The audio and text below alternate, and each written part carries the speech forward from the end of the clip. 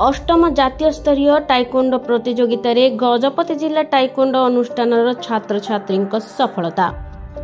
तेलंगाना राज्यर राजधानी हैदराबाद स्थित जीएमसी बालयोगी इंडोर स्टेडियम ठारे अष्टम जातीय स्तरीय टाइकोंडो प्रतियोगिता अनुष्ठित हो जाइछि। एही प्रतियोगिता 25/6/2025 तारीख ठारू 27/6/2025 तारीख 3 दिन धरी होइथिला।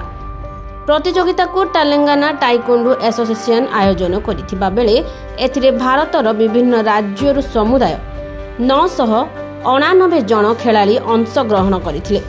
एथिरे गजपति जिला टाइकोंडो अनुष्ठान मोट 13 जन प्रतियोगी भाग नेथिले। सेथिरु 6 जन बालिका व 7 जन बालक प्रतियोगी अंशग्रहण करथिले। एही प्रतियोगिता मुख्यतः दुईटी विभाग रे होइथिला, जहाकी क्यूरोगी व पुमसे विभाग रे होइथिला।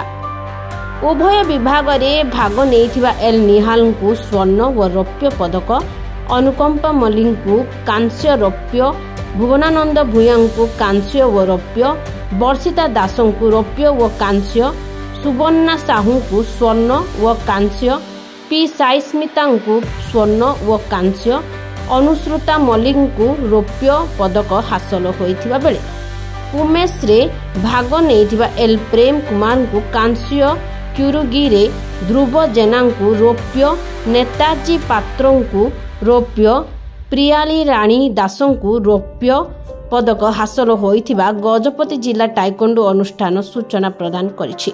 जिला टाइकोंडो एकाडेमी रे एपरि सफलता को नहीं विभिन्न महल रे एकाडेमी प्रशिक्षकों ठारू आरंभ करी संपादक कार्तिक चंद्र महापात्र को प्रशंसा करा जाउथबा बेले सफलता हासिल करिथिबा प्रतियोगी को शुभेच्छार सुओ छुटिबारे लागिछि। ब्यूरो रिपोर्ट, लक्ष्य मीडिया।